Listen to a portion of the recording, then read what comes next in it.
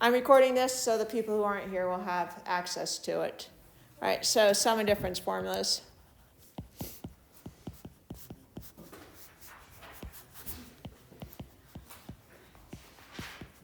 Right. All right, first of all,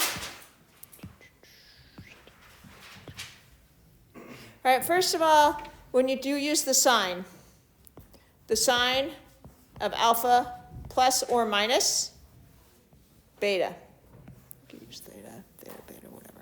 All right, so I'm using alpha and beta as my Greek letters. It could be x and y. It doesn't matter what those variables are, right?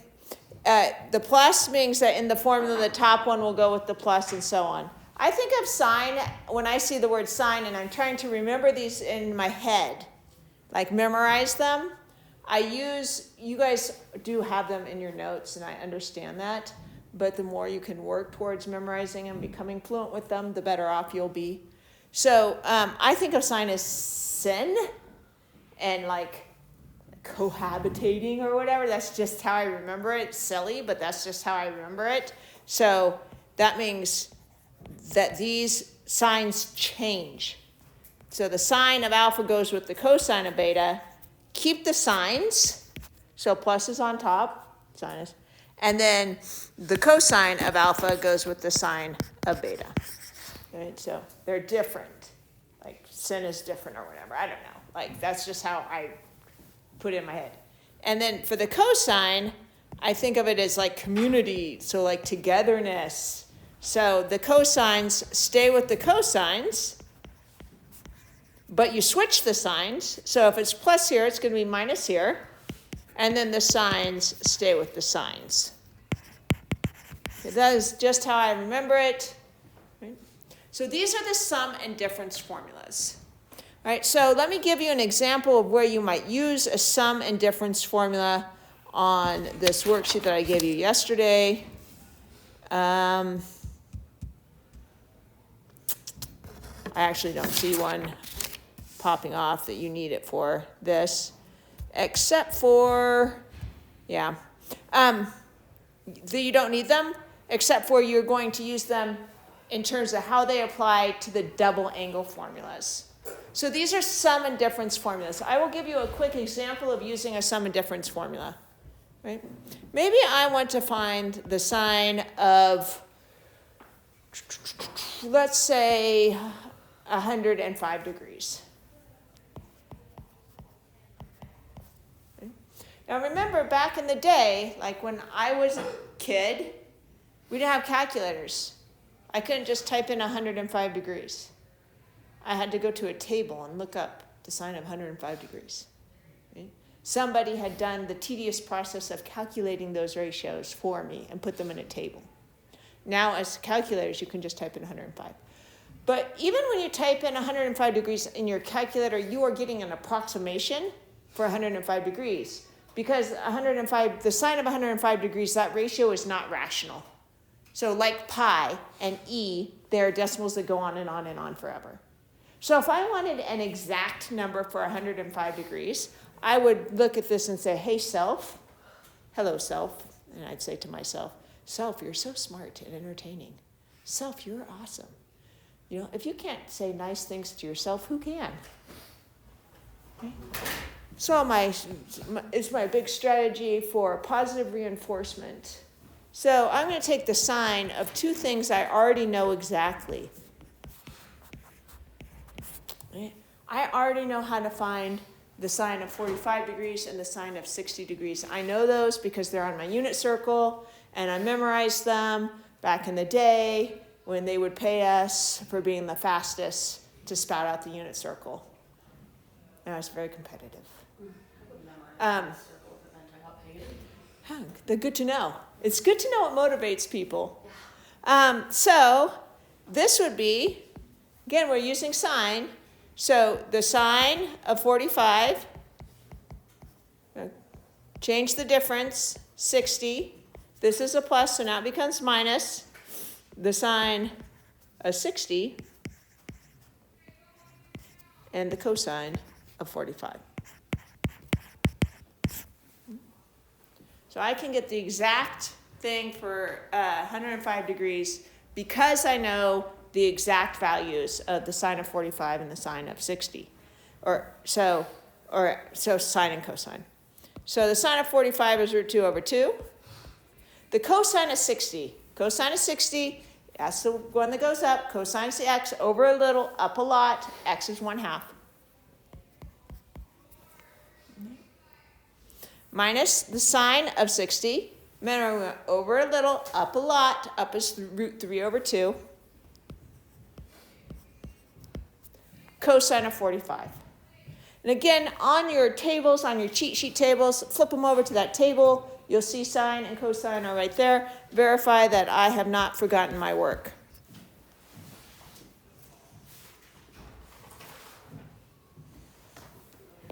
And then if I just use some, right, this would be root 2 minus root 6 over 4. Now you might be saying to yourself, root 2 minus root 6, hey, isn't that going to be negative? And yourself would answer you, self, yes, you're so right. Because root 2 is smaller than root 6. But think about where 105 degrees is. 105 degrees is over here, right?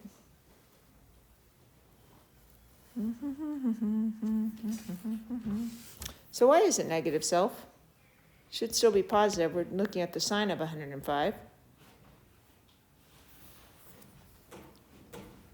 Oh, don't you love it when things don't work out and you're recording yourself?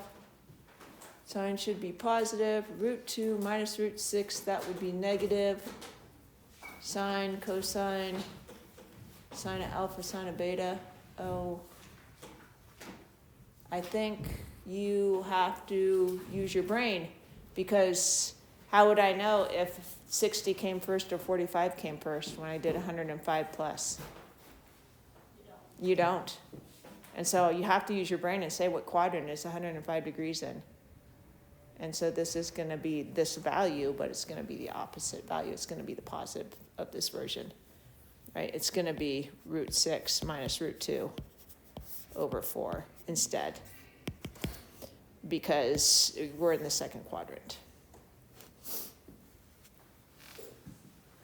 That's why, because I could have just as easily said the sine of 105 degrees is the sine of 60 degrees plus 45 degrees. And I did 45 plus 60. I changed the sign. So again, you have to use your brain. That brain, tricky little thing, right? So that is the sum and difference formulas. Like that's how they could potentially be applied. But the most important thing that we do with the sum and difference formulas, yes, you go. How did you flip around the 6 and the 2 on the top? All I said is that I did it this way. So this would be the sine of 60 degrees, cosine of 45. Change the sign minus the sine of 45 degrees, cosine of 60. But I knew that this is going to be root 2 over 2, the sine of 60, root 3 over 2, minus root 2 over 2, cosine of 60, 1/2. And that makes it root 6 over 4 minus root 2 over 4. It's just the flip of what I had. And so it's just root 6 minus root 2 over 4. So again, you do need to know what quadrant you're in to know whether that is going to be positive or negative. Essentially, I was just taking the opposite of what I had above, just trying to adjust the signs to make sure that the signs were correct. This is the whole problem right here. In this, we don't change the sign, we keep the sign. This should be a plus. That should be a plus. That should be a plus. That should be a plus. Plus. Gosh, never record yourself. Then you make lots of mistakes. All right, when you're doing the sign formula, you keep the sign. Ridiculous. Oh, I see what you're saying. Right, yeah. And I'm fired. Well, it depends. I am fired. Come on. I was like, why is this not working? It should work. You keep the sign. And then it doesn't matter which way you go because it's a plus either way. So if you were in quadrant 3, it would be minus if you're using the sign. Let's do where we mostly use the sum and difference formulas is to get these things called the double angle formulas.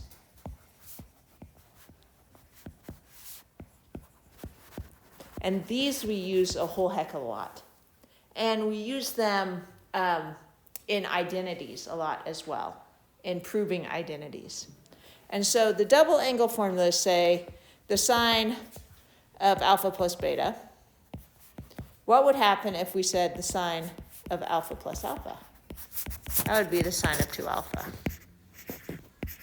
Right? What if beta, this is if beta equals alpha. So if I just said, what's the sine of 2 alpha? It's alpha plus alpha. So the sine of 2 alpha, or x, if you want to use x, or theta, if you want to use theta, whatever, is equal to, remember, take the sine of the first thing, cosine of the second thing, also alpha. Change the signs. This is a plus, so we're going to make a minus. The sine of the second thing,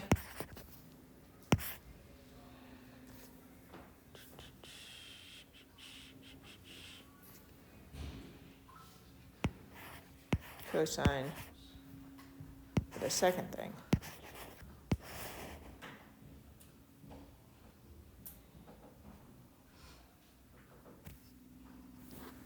Yes, I did this last week and I'm totally struggling. Sine, cosine, plus, oh, you keep the sign. That's why I went wrong last time too, you guys. In quadrant 3. Yes, man. I should just junk this whole thing and start over again. Cut, retake. Instagram reel number 33. Okay, let's do this whole thing over again. All right, so let's do one in quadrant 3. What's an angle I should know in quadrant 3? Well, it's hard. I can't get to quadrant 3 with angles I know. Oh, yeah, I can. No, I can't. Let's get to quadrant 3 with angles I know. Let's try sine of 120 degrees. We know those. That one, right? Isn't that quadrant 2?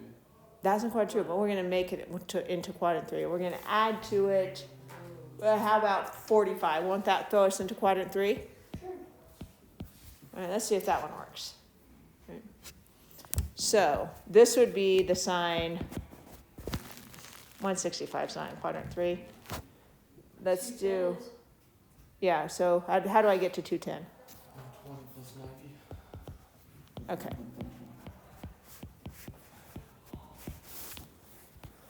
Equals, okay, the sine of 210. Okay, so we are now in there. All right, so this would be the sine of 120, cosine of 90, keep the sign plus, the sine of 90, cosine of 120. 120 degrees, back a little, up a lot. So 120 degrees, the point that goes with 120 degrees is negative 1/2 and root 3 over 2. Everybody agree with that? So this is root 3 over 2. Cosine 90 is 0. Plus sine of 90 is 1. Cosine is negative 1/2. So the sine of 210 is negative 1/2.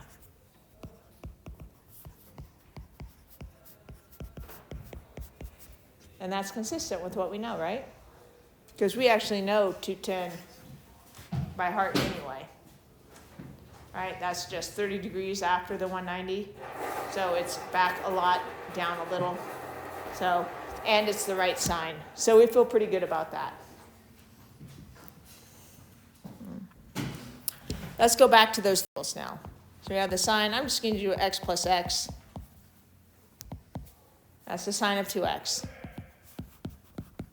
But that would be the sine of the first thing, times the cosine of the first thing. Keep the sign plus. That's critical, otherwise you just get 0 all the time and want to work at all.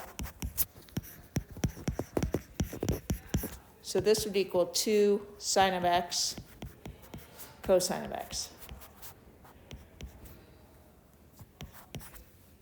Everybody okay with that?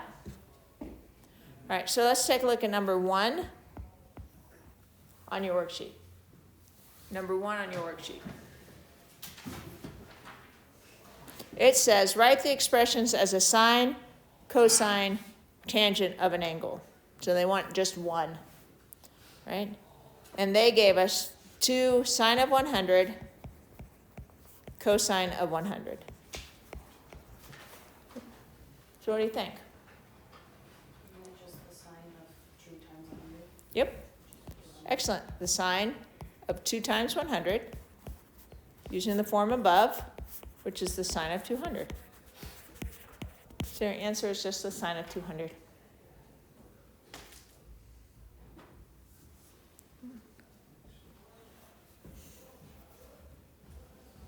Let's do the double angle formulas for the cosine of x plus x. The cosine stays together, but changes signs. That's where you change the sign. So the trig functions stay together, but you change the sign in the middle. So this is cosine squared of x minus sine squared of x. And that is one way you could write this double angle formula for the cosine. But you could also say, hey, clever self, cosine squared is 1 minus the sine squared. We know that from Pythagorean. We know that the cosine squared of x plus the sine squared of x equals 1. And therefore, we know that the cosine squared of x is 1 minus the sine squared of x. We know that from Pythagorean. So I can plug that in and say that's 1 minus the sine squared of x minus the sine squared of x. So I am 1 minusing this twice. So that's another way to write it. Can you think of another way we could write this? Could we change sine to 1 minus the cosine? Exactly. So if I take the sine, again using Pythagorean, I have the cosine squared of x plus the sine squared of x equals 1. And I'm going to subtract out to make so the cosine squared. 1 minus the cosine squared of x. Now I replace that. So I'm going to have the cosine squared of x minus, parentheses, 1 minus the cosine squared of x. Distribute the negative, cosine squared of x minus 1 plus the cosine squared of x. Okay, I distribute the negative into here and into here. And now I'm going to take 2 cosine squared of x minus 1. Double angle formula. 3 different double angle formulas for the cosine, 3 different forms. Which you also find on your cheat sheet as well. If you look under double angle formulas. Now, let's prove the tangent double angle formula. In order to prove the tangent double angle formula, we're going to use the sine and the cosine. This is a proof. All right? We want to know want. That's not how you spell want, in case you're wanting to know something. That is not it. Just testing to see if you guys are paying attention. I can't spell anyway. You know, they did isolate a spelling gene, which is, I think, is really cool, because now it gives me like a genetic excuse for being such a crappy speller, even though I know I could spell well if I tried harder. My dad was also really bad at that. Want to see what tangent of 2x equals. All right? So here we go. We know that the tangent of 2x is the same as the sine of 2x over the cosine of 2x. And in full disclosure, I have not done this proof in about a decade. So, because I didn't teach pre-calc last year, we didn't do this proof in calc because I assumed it to be true. And I haven't taught pre-calc since before I was the vice principal. So that's been a while. So let's play around with this and see what it says. So, sine of 2x. We know that that is only one way I could write that.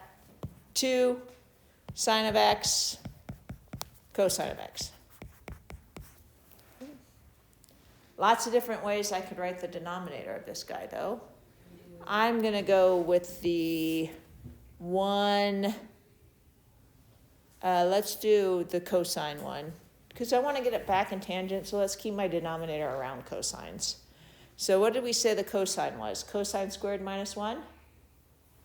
2 cosine squared of x minus 1. Okay. Well, let's see what I know about this.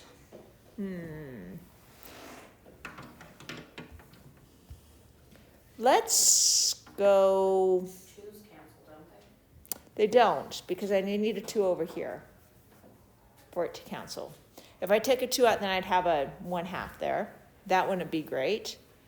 I could write it like this. 2 sine of x over 2 cosine squared of x minus 1 times cosine of x over 1. I could do that maybe. I don't know if that gives me much because we're multiplying there. I'm not seeing it yet. I really need to clear, I'm running out of power here. I really need to clear this denominator somehow. Let's put it the other way. If I do it this way, 2 sine of x cosine of x. And this way, sine squared of, or cosine squared of x minus sine squared of x. That was a way, right? I could do it that way. What are these two things? They are the difference of what?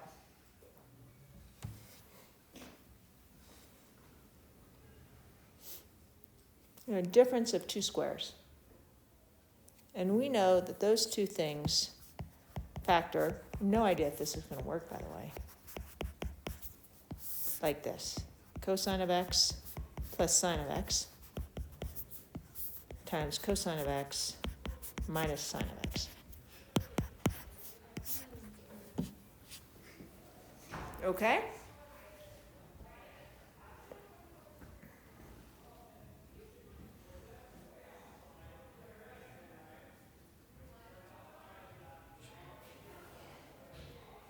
Good? Not good?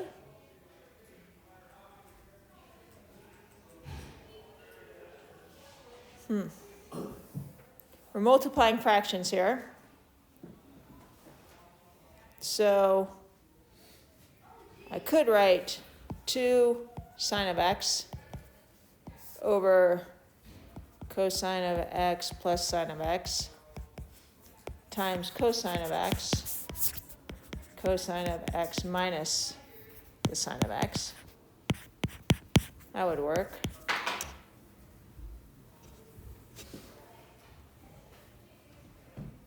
It's not super helpful, is it?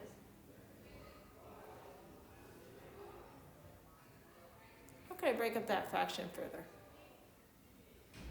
Got something on the denominator I don't love.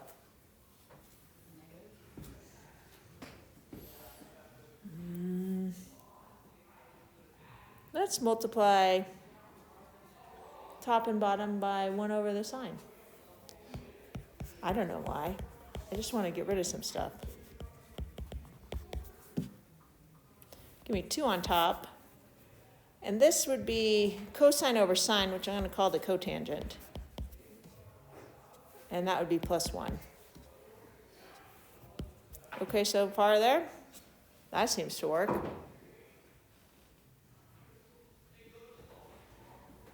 What if I did that same thing over here with the cosine?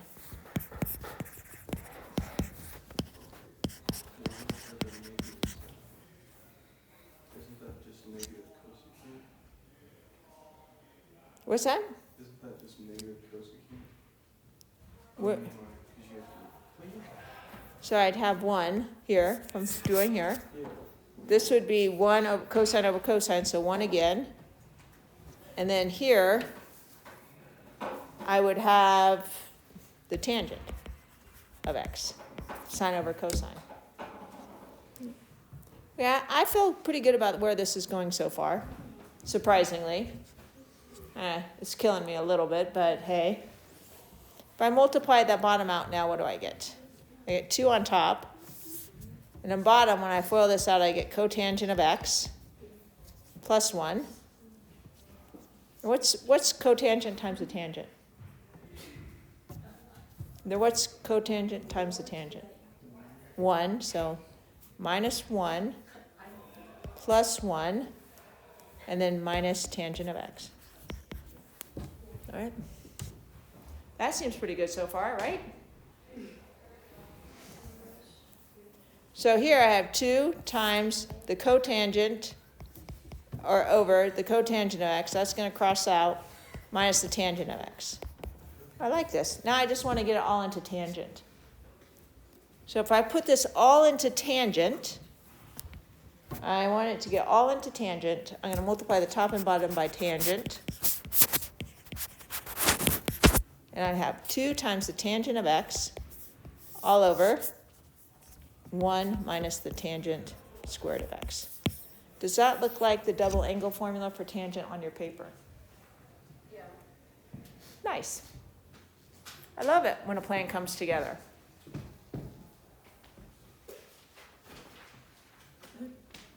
Do you notice how I started some things that didn't work out? Mm-hmm. Welcome to the land of identities.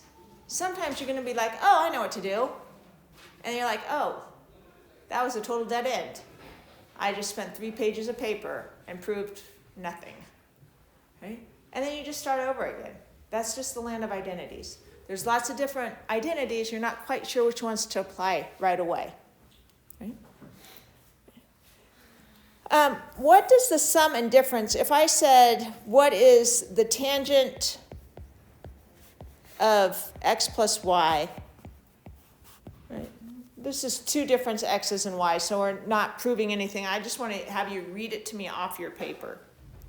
Can you read that to me off your paper, please?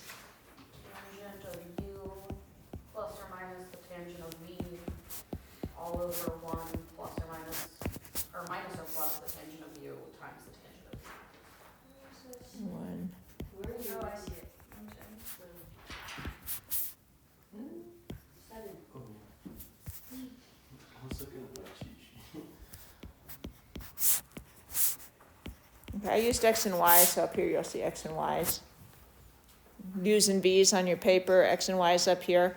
All right, so on number 2 on your page, it says the tangent of 40 degrees minus the tangent of 5 degrees all over 1 plus the tangent of 40 degrees, tangent of 5 degrees. I would propose that this is either equal to the tangent of 45 degrees or the tangent of 35 degrees.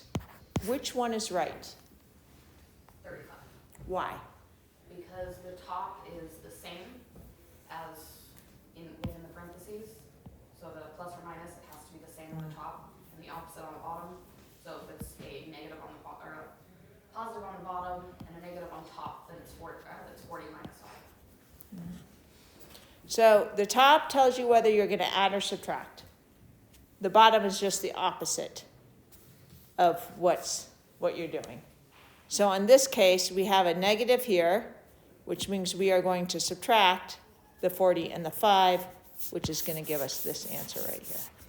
Nicely explained, Cassie. Let's look at problem number 3. Write problem 3 down. Not in yellow, that's weird. All right, I have 1 minus 2 sine squared of beta, whole thing squared, plus 4 sine squared of beta, cosine squared of beta. When you see these things, what do you think of? When you see like a sine squared and a cosine squared multiplied together, what do you think of? Look at your difference formulas. What do you see? What do you think of?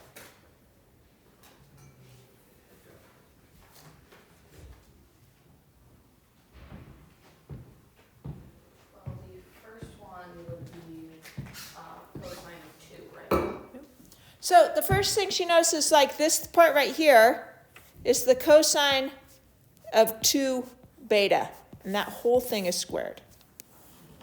Does everybody agree with that? Now, could she be wrong, like going down this pathway? Could this not be the best step to go forward? Sure, it could be.